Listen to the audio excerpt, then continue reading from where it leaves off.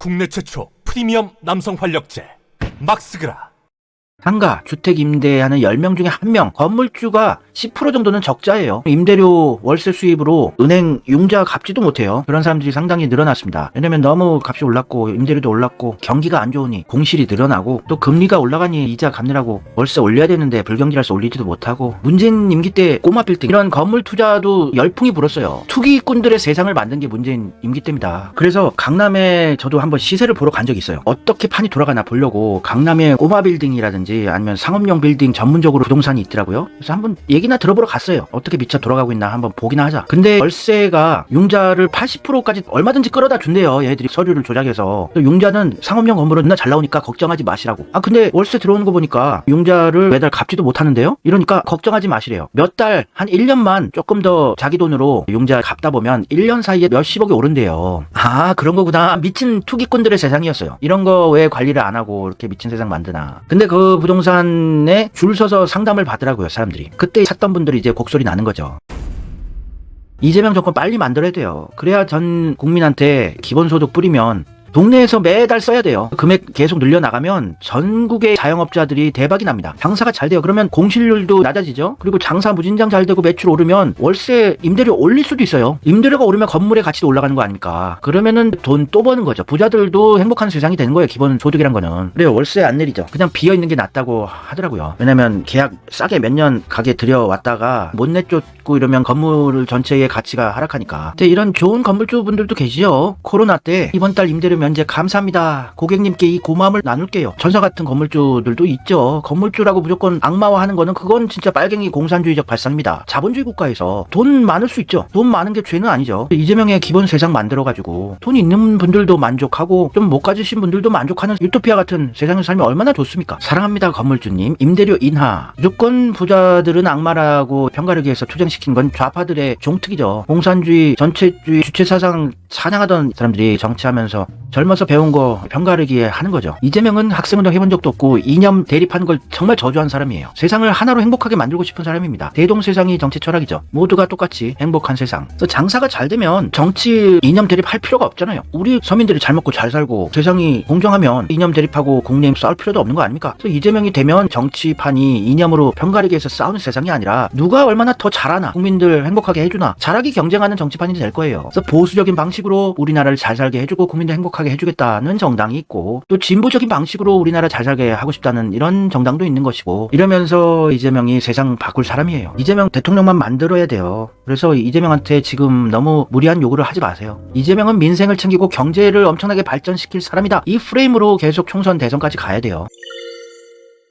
지금 또 다행인 건 부자 동네 강남도 별로 안 좋아요. 부동산 되게 안 좋아요. 부자도 못 버틴다. 87억짜리 청담동 아파트까지 경매로 나왔다. 대치동, 서초동, 반포동 등 강남권 매물이 불경기에 대출을 못 갚게 되어서 몇십억짜리 비싼 강남 아파트 사는 분들도 내수 경기 같은 거에 영향을 받는 분들이 있지 않겠습니까? 사업체를 하시는데 경기가 안 좋아서 집을 100억짜리 샀는데 융자를 한 50억을 받았어요. 근데 갚질 못해. 그러면은 경매로 파는 거죠. 근데 경매 시장도 얼어붙어서 낙찰이 안 돼요. 또 유찰이 다반사입니다. 그러면 90% 정도 윤석열을 찍어줬던 강남 서초도 윤석열에게 돌아설 수가 있죠. 20억이 넘는 고가 아파트의 경매 건수가 급증했어요. 2021년에 42개였던 매물이 올해는 벌써 160개를 넘어섰습니다. 대출이 불가능해서 이른바 현금 부자의 전유물로 여겨져 불경기에도 굳건했던 고가 아파트 역시 장기화된 불경기를 제대로 버티지 못한 것으로 풀이되는 거죠. 나오는 족족 제값에 팔렸었는데 예전에는 지금 경매 시장에서도 계속 유찰되고 있어요. 지금 경기가 빤히 안 좋은데 5대 은행은 많이 벌었죠. 이자 장사하고 문재인 정권 때 꿀 빨았어요. 대형 은행 직원들 보너스 성과급 잔치하고 신났었습니다. 근데 이제 5대 은행들도 조금씩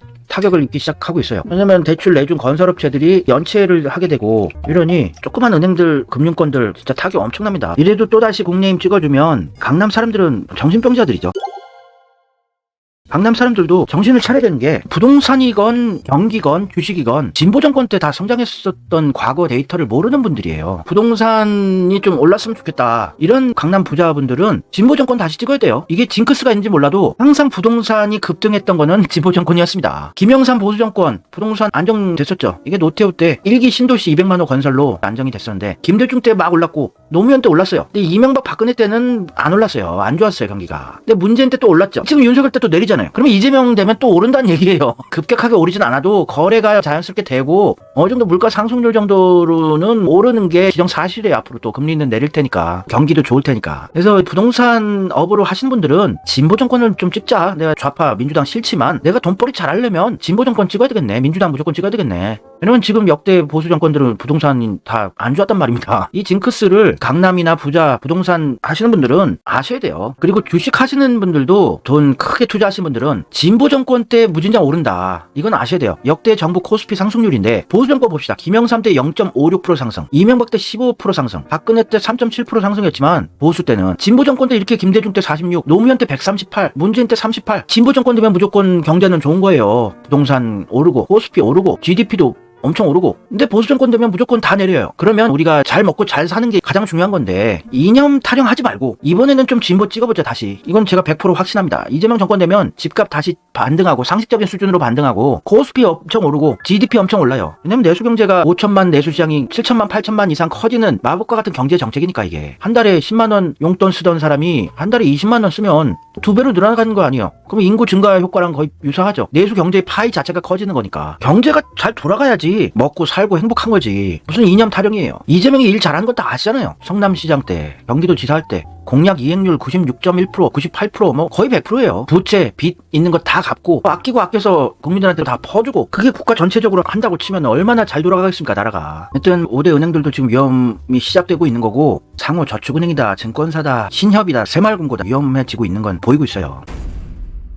지금 분양이 안 되고 있어요. 400가구 분양한 단지에서 딱 2건 계약했대요. 공사장이 아예 멈췄습니다. 수도권인데도 불구하고 400가구 모집에 딱 2건 계약이면 이건 완전 망한 거예요. 쫄딱 망한 겁니다. 땅은 팠는데 인부는 없어. 썰렁한 공사장. 공사장이 문 닫으면 건설업에서 종사하시는 분들도 숟가락 빠는 겁니다. 건설업계 관계자가 내년 상반기에 대해 별로 긍정적이지 않은 것 같아요. 아파트 구입에 돈을 마련하기가 쉽지가 않은 거죠.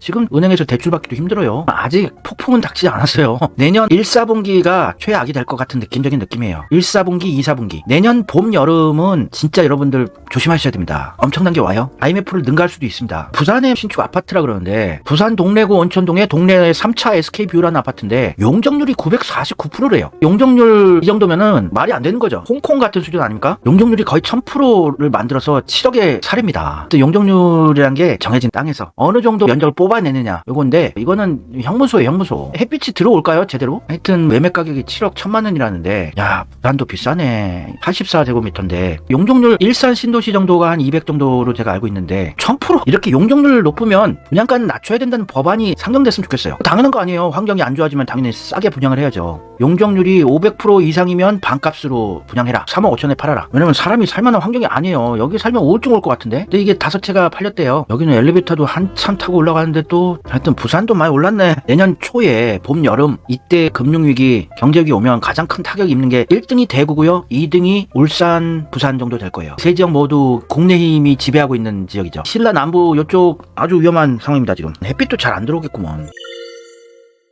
부산도 미분양 상당하다 그러던데 대구가 전국에서 미분양이 장난이 아니고 부산도 상당한데 대구는 지금 망하기 직전이에요. PF발 건설사 부도 공포. 이번 달에만 8곳이 망했어요. 프로젝트 파이낸스 단지다 뭐다 개발한다고 은행한테 돈을 크게 빌리는 건데 이게 분양도 안 되고 금리는 올라서 이자도 내기 힘들고 망하는 거죠. 소규모 업체들 중견기업들도 망하고 있고 유명한 건설 회사들도 번호표 받고 기다리고 있어요. 연말에 부도업체가 월 기준으로 역대 최대치를 찍으면서 건설 업체들이 바짝 긴장하는 분위기예요. 긴장이 몇 달 전부터 계속 하고는 있는데 4, 4분기에만 벌써 올해 10개 업체가 문을 닫았고 주택협회 관계자는 더 버티거나 지금 그냥 만기 상환을 연장해주는 정도로 버티는 거예요. 국가 차원에서도 이미 망했을 애들인데 산소호흡기 달아주는 거예요. 연명치료 해주고 있는 겁니다. 내년 총선 전에 터지면은 국내힘은 나락이니까 이제 잦은 폐업도 많이 하고 있어요. 올해 누적 종합건설사 폐업 신고 건수가 567건, 작년보다 55% 증가했고 17년 만에 최대 규모의 잦은 폐업입니다. 국내힘 부동산 PF 부실이 심각하다. 금융당국의 특단의 대책이 필요하다. 뭐 제대로 된 특단의 대책이 있겠어요? 그냥 국가 세금을 좀 지원을 해줘가지고 아니면 은행들 좀 압박을 하고 협박을 해서 무조건 상환 유예해줘, 계속 연기해줘 이러겠죠. 아니면 더 대출을 내줘. 겁나게 망하라는 얘기예요. 이제 아무런 미래가 보이고 있지 않은데 살려만 둔다고 해서 해결된 게 아닌데 롯데건설도 상당히 오래전부터 위기설이 돌고 있어요. 살얼음판 부동산 PF, 지방, 소형 저축은행 부실채권 5배 늘었다. 채권을 받을 건데, 언제 나 100억 받을 건데, 이걸로 갖고 있어봐. 너 돈 줄 거 100억, 요거 갖고 있으면 나중에 받을 수 있어. 이러고 주지만 이건 부실채권이에요. 요거 갖고 있다가 회사 망하면 못 받아요. 이런 부실채권이 5배 늘었습니다. 경기 침체로 부실화의 속도가 빨라졌어요. 사업이 진행이 안 되고 있어요. 자금 회수도 안 되고 있고, 5대 은행의 건설업 대출 잔액이 23조 원입니다. 대출 연체액이 1년 만에 2배 웃돌고, 그래서 은행이 선제적 위험 관리에 집중하겠다고 하지만, 빨리 돈 갚아라 이러다가 아니면은 이자 못 내는 업체들 바로 조져버리면은 금융 위기가 폭발하는데 은행들도 함부로 못하죠. 윤석열 정권에서 막 갈구는데 내년 총선 전에 터지면은 큰일 나니까 보수 괴멸이니까 대형 은행도 안전한 건 아니에요. 대형 은행이 망하지는 않을 걸로 보여요. 너무 찰지게 문재인 정권 때 이자 장사에서 떼돈 벌어가지고 이제 대형 건설사들도 위험해요. GS건설, 동부건설, 태형건설 신용등급 하락 뭐 그럼 쉽게 안 거친다. 애들 PF 대출 수천억씩 여기저기 있나 했는데 분양이 안 됐는데 어디서 돈을 끌어모을까요? 망하는 걸 지켜보는 것도 참 헛웃음만 나오네요. 줄을 잘 서야 된다니까요. 건설회사들은. 문재인한테 줄 선 애들은 꿀 빨았죠. 중흥건설, 호방건설, 우미건설, SM건설 얘네들은 살져요. 아직도 괜찮아요. 너무 돈을 많이 벌었어.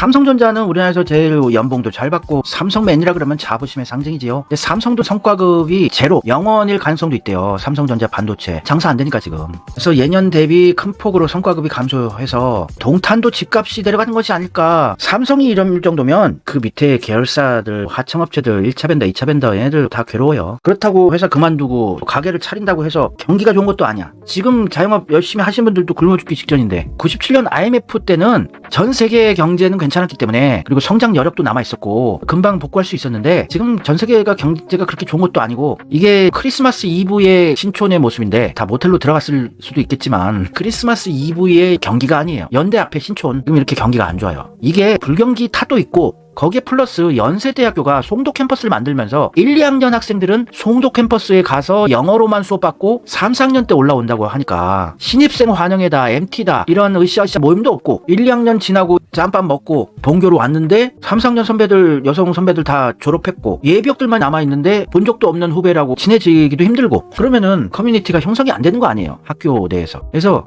불경기 플러스 연대의 경영 방침에 의해서 신촌이 죽었어요. 신촌을 살리려면은 진짜 여러 가지 전략들을 써야 돼요. 신촌에 크리스피 크림 도너츠 유명한데 아시아 1호점 철수, 신촌대 랜드마크였던 맥도날드 철수, 신촌 투썸 플레이스 1호점 철수. 신촌이 완전 죽었어요. 이 정치인들이 행정가들이 신촌을 어떻게 살리나 아이디어를 내야 돼요. 연세대학교 학생들만 바라보면서 장사하는 게 아니고 완전 판을 갈아엎어야 되는 거죠. 여기를 홍대처럼 클럽의 메카 이런 식으로 바꿔야 돼요. 연대만 바라보고 장사하는 게 아니고 신촌을 전 세계 K-팝의 메카로 만든다든지 K-락까지 포함해서 서대문 구청장이다, 서울시장이다, 국가 차원에서 새로운 방식으로 개발을 해줘야 돼요. 자영업자들 먹고 살게 해줘야지 세금도 거치고 국가가 잘 되는 거 아니겠어요. 여기 다 죽어버리면 너무 아깝잖아요. 저도 깜짝 놀랐어요. 자체적으로 경제권을 만들어야 돼요. 홍대는 지금 홍대 학생들 아니고 클럽 같은 걸로 이렇게 했잖아요. 예를 들면 전국의 락밴드들의 메카 아니면 K-팝 길거리에서 공연하는 거에 메카 그래서 전 세계 관광객들이 오고 쇼핑의 메카 이런 걸로 어떻게든 아이디어는 다양하게 많이 나올 수 있잖아요. 저는 안타까워요.